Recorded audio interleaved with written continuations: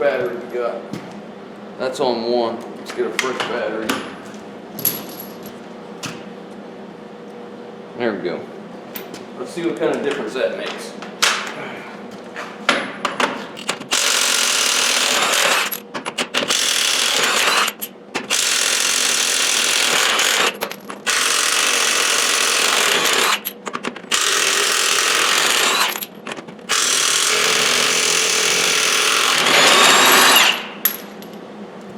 I know guys are going to say, don't do it, don't do it, don't take the last lug nut off.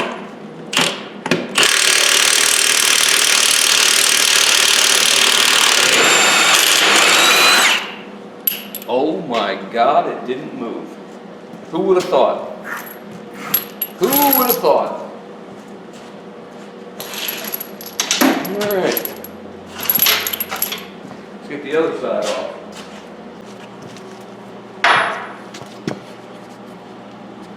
Still on 4.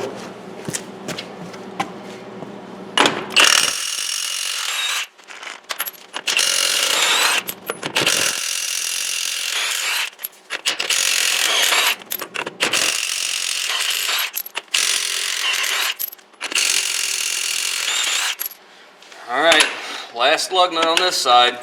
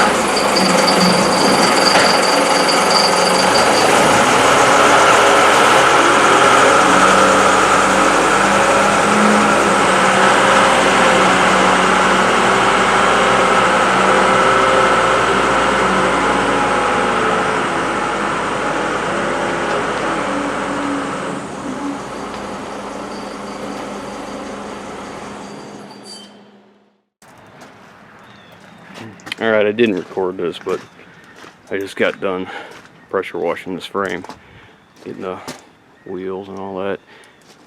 I had a remanufactured differential too. They must have had this thing stuck pretty hard to rip out a transfer case and a differential. May not have been done at the same time, but you never know. You just assume that there was some guy behind there just giving her all kinds of grief. But I got as much as I can get off.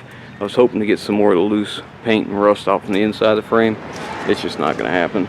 It's as best as it's going to get that way. But now we're going to let it drip dry out here for a little bit, and then we're going to take it inside and start moving on the brake line. He's bringing it in now. He took it out to pressure wash it, and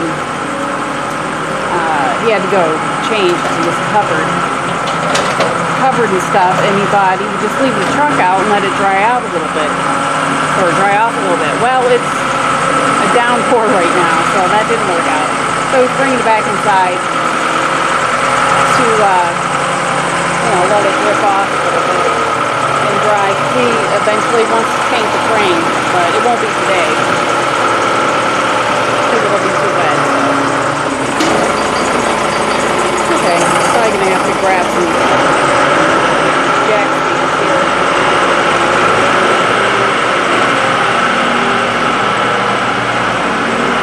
He's gotta have it perfectly straight. It drives me crazy. Whatever.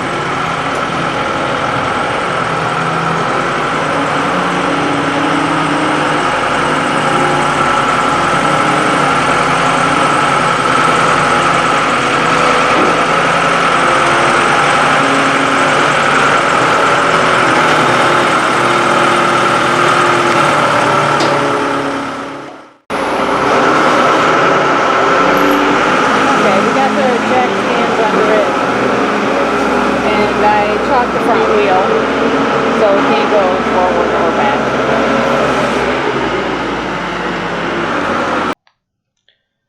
Well, I decided to pressure wash this a couple days ahead of time so that after I did it, it could dry off real good because I was thinking there's going to be some places I'm not going to be able to get, so I thought we'll do it, and if I have to touch up the frame, some spots we couldn't get to or couldn't get clean, didn't come clean, whatever, we can do it after it's in the shop and all dried up real good.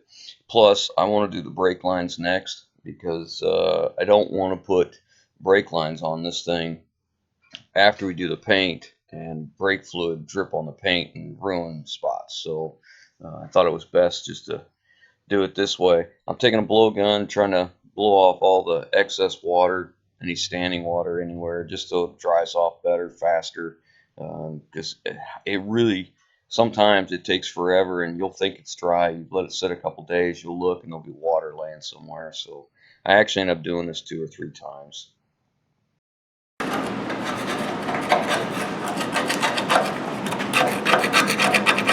Trying to scrape all that loose paint off, stuff like this. I pressure washed it, but some of this stuff doesn't come loose unless you actually scrape it.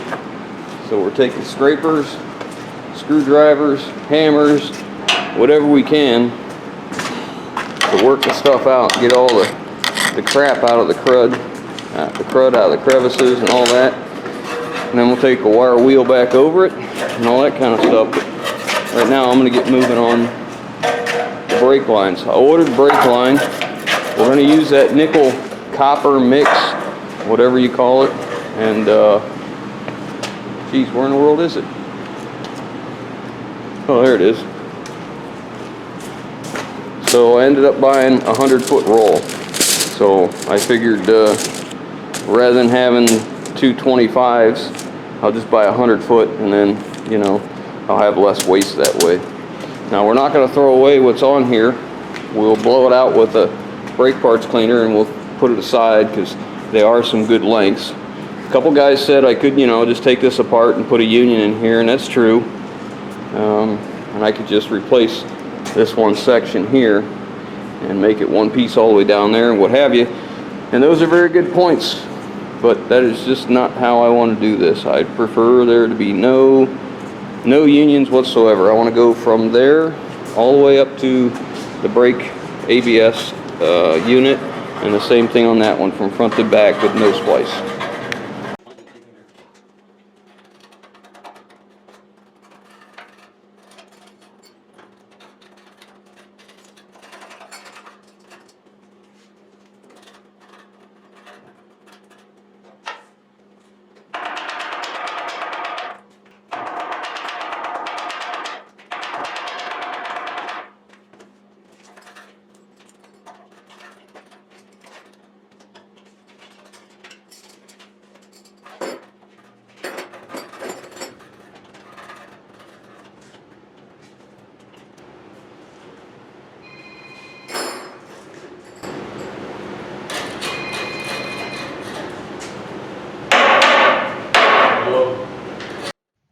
This is one of many phone calls I had today. My phone was very busy, and even though I'm still talking on the phone here, but I'm still working.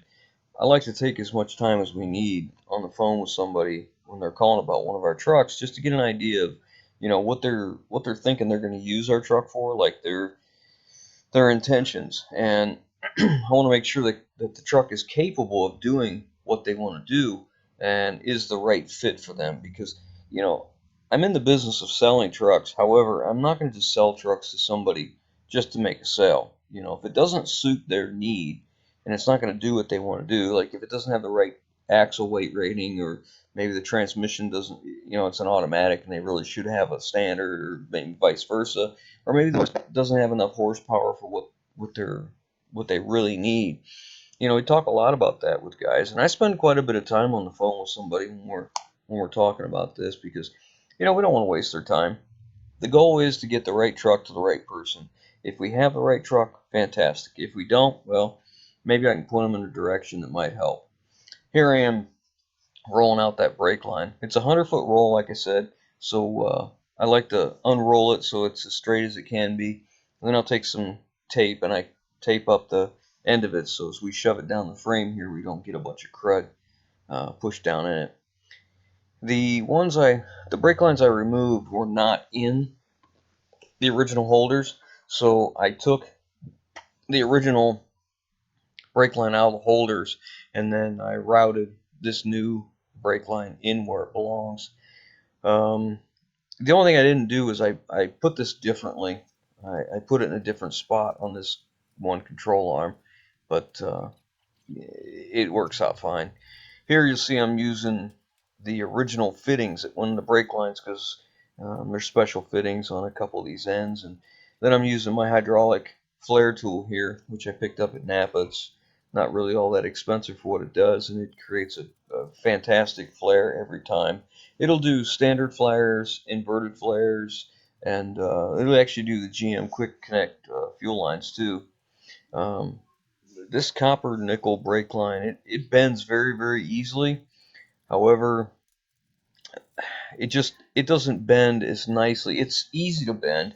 It just doesn't form as nicely as the epoxy coated steel that Napa carries. I really prefer that stuff. Like, I fuss over this line a lot, and you're not going to see half of it, but I bet you I've gone over this 5 or 6 times until I was actually happy with the line. And even then, I'm just still not thrilled about it. I mean, it'll do fine. At some point, I finally just say, all right, enough's enough, and just move on. But, I'd like it to be straight and neat where it belongs. And, yeah, I just kind of fuss over it a little too much. But anyways, we get it all done, and my wife just climbed back in that frame. This whole time that I've been doing this, she just keeps scraping and chipping away, and taking a wire brush and light and going everywhere she can on this frame, just making sure she can get everything she can that was loose on this, so that it'll paint up nice.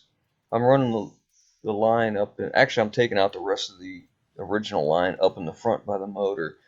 They left it all in there, and it's too tight up in there to have that stuff, so I'm ripping it all out so we can get it in there and get a nice finished product as best as we can with this soft line. That's as far as I can go on the front. Now I got to take the passenger rear line out. I want to get this ferrule out of here, cut it off the old line, and clean it up real good before we put it on the new one.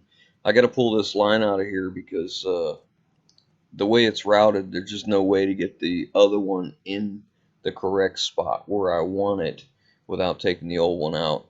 I like to do one at a time, so I make sure I get the line back into the right spot where it belongs, in the ABS unit, because there is 4. Now, they are different thread sizes and flare nut sizes, so that's so that they wouldn't get confused. But once you cut the flare nuts off, well, you could put it anywhere.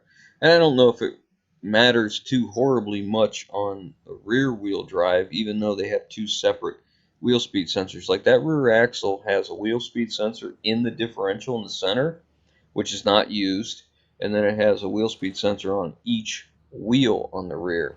So in that case, it really matters which one it goes to, because if you put it to the wrong one, you could have one wheel that was calling for an ABS situation, and you would be pulsating the wheel on the wrong one. So it really does matter. I fed the new line down through there for the other side, and now I'm cutting the length off, and we're going to get ready to flare this here. You can see I'm using a tubing cutter. I don't use a hacksaw or anything like that. I just use a tubing cutter on these things. I want a nice straight cut, so when I'm ready to flare it, it's flush and even straight across. And It's not the sharpest one. These things got some wear on them now, especially from using on rusty lines when I'm trying to get the flare nuts off to reuse them. And I reuse them quite often because you'll see that, you know, the center might be a 1/4 inch, but the outside the flare nut's not just your standard 1/4 inch flare nut. It'll be a metric thread or whatever. Um, but well, I'll tell you, I really struggle with this line. I'd like the line to be bent just so. I want it to look as close to factory as possible. I want 90s to be sharp, very uniform 90s, and I just can't. I am just not that good with this soft line. It just doesn't. It doesn't bend the way I'd like it to, or I'm not bending it the way I'd like it to be bent. That's for sure. But my wife's giving me some grief here about what I'm doing. You know, being a big goof here because I'm taking so much time with the stupid lines and messing around, and by this time it's getting pretty late. We're getting ready for dinner here, but I want to get these brake lines finished up.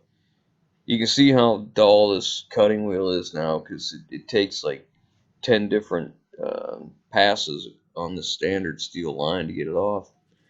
And I do end up taking the compression fittings and oh yeah, we're showing you here. We're going to go to the wire wheel and get this thing cleaned up. But the compression fittings that were on these lines, I cut them out of the lines, and I had new ferrules, and I put them in the compression fittings, and I throw them in my airline toolbox because even though they're not good for brake lines, there may be an airline leak somewhere on a 1/4 inch line on a truck, but those work just fine. And I have some of the little metal inserts. Yeah, you can see I got it all cleaned up there. Some little metal inserts that go inside airlines so that the ferrule doesn't crush the airline. So I just throw them in my one toolbox. I got one toolbox it's nothing but air fittings. New ones, some older ones I've removed, all that kind of stuff. It's good to have around because you just never know when you're going to need it. We're getting close here to where we're going to flare these new ones and get it all put in and then start bleeding the brakes out if all goes well.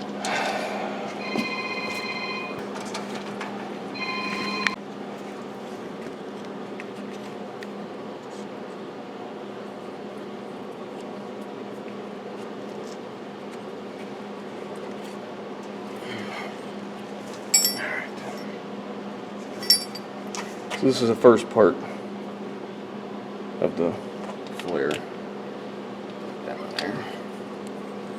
Make sure that little tip gets inside the line. Once it's inside, I just screw it up tight or snug. Tighten the valve down, pump it just till it stops. Release it. Pull this die out. Put this one in to finish the flare off. It's got to be centered right in that flare to be right.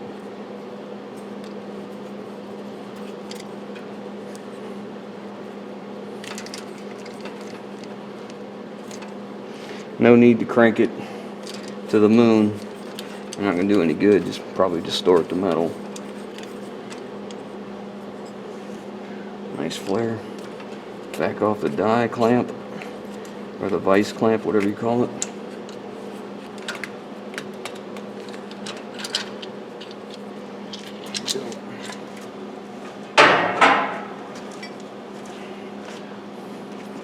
This is what you do if it's a double flare setup.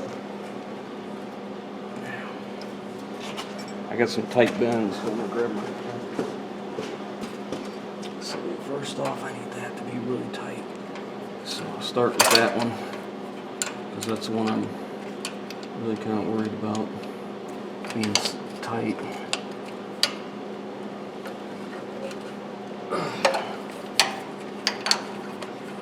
Gives me this bend. So I got that one started.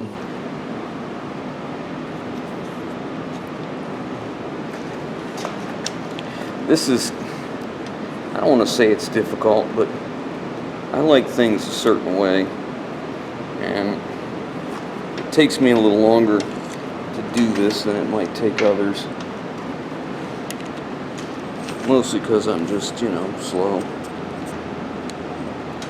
Alright, so you can get that. Can you see that?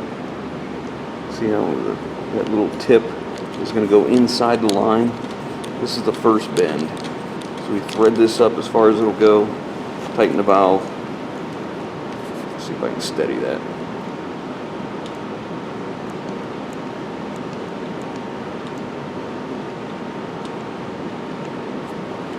Back it off, unthread it. So that was the first piece you use. You grab this cone, put it in here, thread it in, making sure that cone is centered in your line. Tighten up the valve.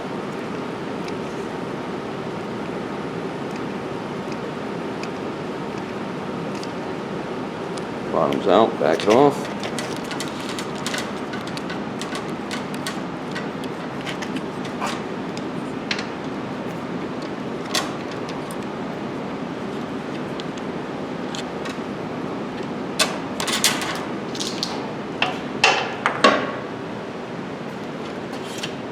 There we go.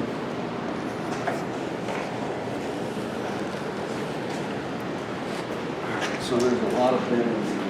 Hang on, I'm coming back over the other side. Now, what'd you say? There's a lot of bending. There's a lot of bending to be done, but I'm going to start this in here first because this needs to go on here perfectly straight and then tighten it up before you do anything, because if you don't get this nut in here tight and then you start to move your lines, you'll get your flare where it doesn't, it'll be off a little bit and then it won't seal.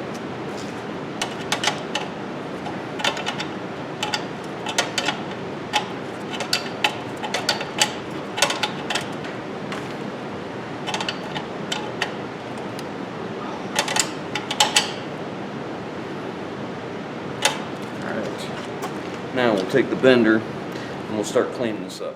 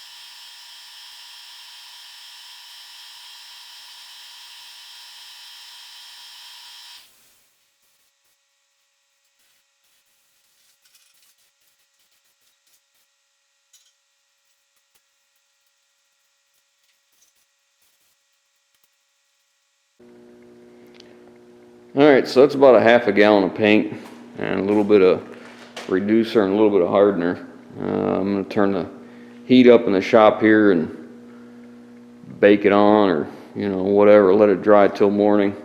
And I'm still going to paint the wheels. I've got them pressure washed. Now we need to clean them up the rest of the way and then paint them. We're going to paint them gray. Meanwhile, I'm going to start working on another project up here. I'm going to replace the glow plugs on this truck.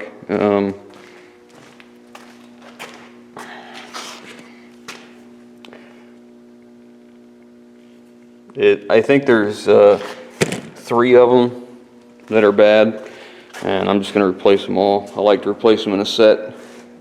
It seems like the prudent move, but I'm going to turn the heat up now, let it get nice and warm so that paint bakes and gets a nice, as even of a finish as it can, and we'll see how it turns out. Alright, while we're waiting for the paint to dry, I picked up 8 brand new glow plugs. So we're going to change all these out. There's 3 of them that are bad, and I figure we'll just change them all. That's the way I like to do it. And these are from AC Delco, but they are, you see it on here, Baru.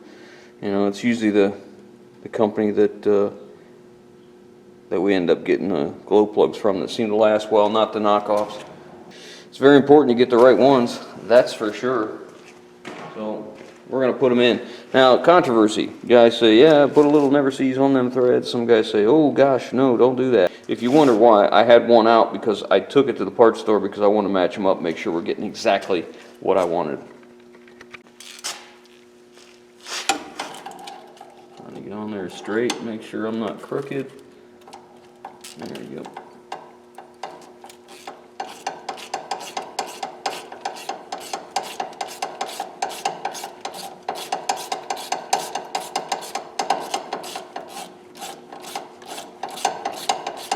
And there we go. Now we're going to torque at the spec. Okay. So I took the nut over the wire wheel and cleaned up real good because I want to make sure we got a good connection. Now I'm using my die grinder and one of those 3M roll-off discs, and I'm cleaning up the eyelet that goes on the glow plug itself. I cleaned both sides up so we have a real good connection there. As far as the glow plug itself, like, some people don't think you should put never sees on the threads because it inhibits the ground and causes resistance. I put never sees on the threads because I've never had it be a problem at all. They've always worked. Some guys definitely think it's the wrong way to do it, but I've been doing that way and not having any trouble, so I'm just going to continue because it beats the other side of it, with having trouble getting them out. The one I just pulled out, the first one I pulled out, had a little bit of wear on the end of the electrode, but it wasn't bad. The second one back was a little bit worse. Now I got these glow plugs from our Napa store. They had the AC Delco in stock, and they were cheaper than what I could get genuine GM online, which is, these are genuine also, made by Baru for GM. And Amazon had some cheap, and so did eBay, but they showed you a picture of an AC Delco box, and then they showed you the 8 individual glow plugs, but they didn't show it enough to see close enough where you could see who made the glow plugs. And I'm sure they're just Chinese knockoffs, so I'm not going to go that way. I want good quality glow plugs, because this thing is long. It goes down into that head a good distance, and you don't want anything with any type of compromised metal, because it'll just make it harder to get out. I really don't like this design. I don't like this at all. The glow plug seals the combustion chamber way down at the very tip, kind of like a flare fitting type deal. It's got basically a seat where it goes into, and then the glow plug itself is ground on an angle to match that seat, and that's what seals the combustion from coming back up through the threads. And then the threads are basically open. There's no seal of any type between the atmosphere and those threads. The glow plug itself, actually, the shank is reduced at the top of the threads, so it allows moisture and water, and then we have a steel alloy glow plug going into an aluminum head, which, we have dissimilar metals. It's just a recipe for disaster. So to me, it's like it's well worth the investment and the time and the possible potential for a little bit of amperage drop. I'm showing you here the seat to not have troubles later. And as I'm going back farther and farther, they're starting to become a little more difficult to get out. That one came out. You can see the definite change in the body of the head. See, it doesn't look like any carbon got up in here at all. It just looks like it was dirty in here, just rusty. Maybe someone changed out the easy ones and not the hard ones. That tip is definitely burnt off more. So this third one back on this side was a little more difficult to get off. So I start the truck up and I let it warm up, get it up to operating temperature to try and make things simpler. I've come to realize that whoever changed the glow plugs only changed the front two because they were easy to get to. The back ones were just too hard, so apparently they didn't bother. And it's obvious when I look at the body, the difference in the hex head itself. You can see that there's a definite age difference here. I ended up getting this one in. It came out a little bit tougher, but it came out okay, and we got the new one in with no troubles. And then we get to the back one, and I struggle with this thing. So I did a bunch of heat cycles. I let it run, get it up to operating temperature, spray with PV Blaster while it's running, and it's when I reach operating temperature, I spray it again, shut it down, let it cool off. And I'm attempting to get the PV Blaster to work down into the threads. Because see, we don't know if it's stuck because the threads are stuck, or if it was not screwed in all the way when it was put in, and we have carbon buildup where the glow plug didn't seat at the head. So if it didn't seat right, it'll let carbon get up through the chamber, and once that carbon gets in them threads, you have to get a way to dissolve that. So I try several things: PV Blaster, a seafoam spray, and like I said, I kept doing heat soaks back and forth. And I'll put the ratchet on it, and I pull on it a little bit, real easy and steady pressure. I don't want to jerk it, and see if we can get it loose. And it takes forever. It just takes a long time when you get in this, but you want to be careful because, if you end up breaking it off, it's a big ordeal, because the likeness you're going to get that out of there without pulling the head is very, very low. A very slight chance that's going to happen. And I've just got the third one just about finished up here, and we're about to start on the other one.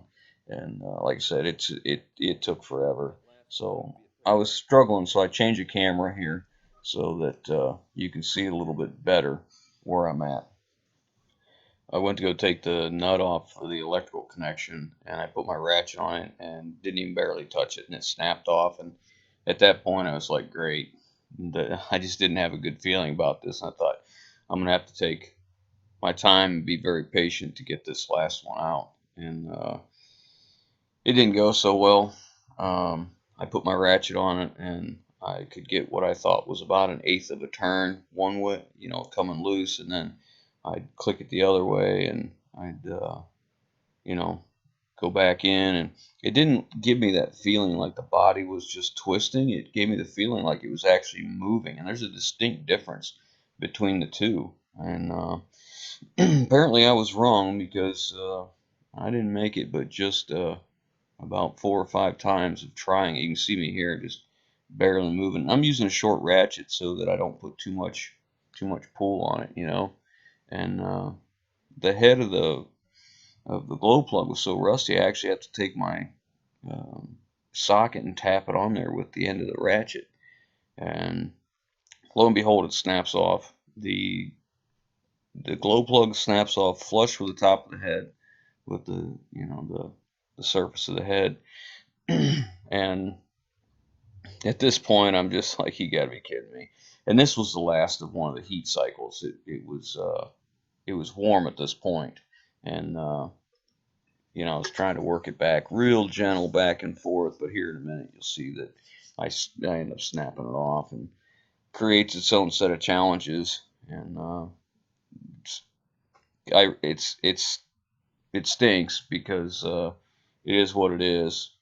I've tried every trick in the book: solvents, temperature. I was going to try and get a little torch in there with a brazing tip, but I have so much PV blaster in there, and there's so much plastic around there, I was afraid of catching the truck on fire, you know, and we don't need nothing like that. So it is what it is. So next step is we're going to try and I'm pulling the electrode out. It hasn't broke yet in this video, which, when it snapped, it actually felt like it came loose. It didn't snap like, oh, it just broke. It felt like, oh, it broke loose. You know, so I turned it a few times, and all it was, it had the resistance, was the electrode down in the shaft, making me think that it was actually coming out. I end up pulling the whole center electrode out. You might get a glimpse of it here. Yeah, there you go. But and it's stuck in the socket too. So then I go get an easy out, and we're gonna start with that and see if we can make any progress with that. And, you know, doing the heat cycle thing again, and you keep going, tapping on it and all that kind of stuff. So I had this easy out inside that glow plug. I let it sit with tension on it last night, hoping it would pop loose. Not the case. I came in this morning, it was laying on the floor. It broke overnight apparently. And I had the idea last night. I was like, you know, I'm going to come out there in the morning and pull that thing out and take an old glow plug and shove it down the hole and heat it with a glow plug. And then I come out to this. Here's a good look at that broken off extractor in the broken off glow plug. But that doesn't matter now, because we have a new problem. In the last heat cycle, the engine started pushing coolant out of the degas bottle. It's being pressurized. Now, it could be pressurized several ways. One could be overheat situation, which we didn't have. Two, if this truck had an air compressor and the air compressor went bad and it's cooled with coolant, engine coolant, it could pressurize the coolant system. Third is combustion gases. We believe it's combustion gases. When I say we, I mean me. We believe it's combustion gases that are getting into the cooling system. This is an LLY Cummins Duramax, and they're just notorious for head gaskets. We drove this truck 200 miles, 250, something like that. Never gave us a trouble, never gave us any indications that it has a blown head gasket. Doesn't mean it wasn't there, just hadn't showed its ugly head yet. Anyway, so if you get combustion gases in the coolant, it can be introduced several ways. The most common is going to be the head gaskets on this engine. The next thing, possibility, cracked head. Could be a cracked block. It's a cast iron block. Seriously doubt that. Could be an EGR cooler. Could be a turbo. The EGR cooler does just that. It takes exhaust gases. They run through little tubes. There's engine coolant around them tools to bring the exhaust gases down in temperature before they introduce it back into the intake of the motor. So if that EGR cooler leaks, has a leak in it, combustion gases can push into the cooling system. Now, that could be a temperature-related problem. That could just be a pressure, meaning that the pressure of the combustion gases being introduced are higher than the cooling system pressure normally.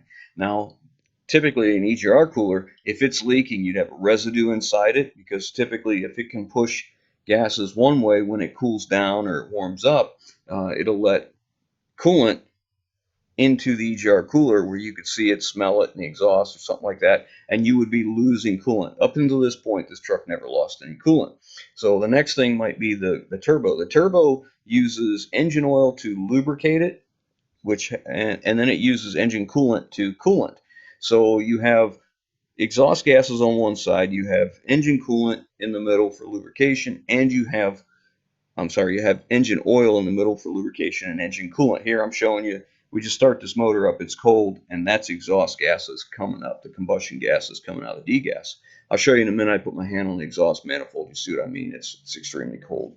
So that a turbo could be, or it could be injector cups. If there's a crack in the injector cup that's letting compression up through into the cooling system, because the injector cups are pushed in the head but surrounded by engine coolant so that they can keep the injector cool itself and the tip. So typically in that case, if you have a crack in your injector cup, being that the type of style injector this is, the fuel is in the injector, not through a port, you would typically find an external leak of coolant coming around an O-ring, or pulling an injector out and see some coolant or something possibly, or soot. And the other thing is, this recovery bottle, as you'll see, maybe you didn't see it, but typically if you have a blown head gasket that's been blown for a while, the inside of that recovery bottle will be black with soot. So I don't know if we just caught this problem and it just happened, or if we just haven't found the problem as to why we have pressure. But I could use a scanner to shut off each individual injector and see if it changes the amount of combustion gases that are being introduced in the cooling system. But it's really not it's not 100% certain that that's what it is, because you can have a crossover where you have two cylinders, two different cylinders doing it, and you're shutting one off, you're seeing a minor change or no change. It doesn't mean it's not more than one cylinder. See, the other thing is here, the test I'm doing now is I put the cap back on, and with a cold diesel engine, it should take 15-20 minutes before we get any pressure in that system, because in order to get pressure on a cooling system that is operating normally, it takes temperature. So as the temperature comes up, the coolant in the system has to expand. And when it expands, it creates pressure. The thermostat regulates the temperature. By regulating the temperature that you stay at, it dictates how far that coolant can expand in its operating range. So then when you shut the engine off and the engine cools down, all that coolant contracts and the pressure goes away. And something with combustion gases being introduced, if it is that, there's no way to relieve those combustion gases from the cooling system except for manually releasing it through a hose or a cap or something like that. But we're going to put a tester on here and show you exactly what we think the problem is and how bad it is. This is a Napa head gasket testing kit. You put the blue fluid in here and you put it in your degas bottle, making sure your coolant's down low. And you're supposed to use this primer bulb and squeeze on the top of that up here and pull the air through. We don't even need to use it because it's putting so much combustion into the cooling system, it's pushing the air through. Alright, you can see right there's the front of the engine. Half of the engine's inside the truck, half of it's outside.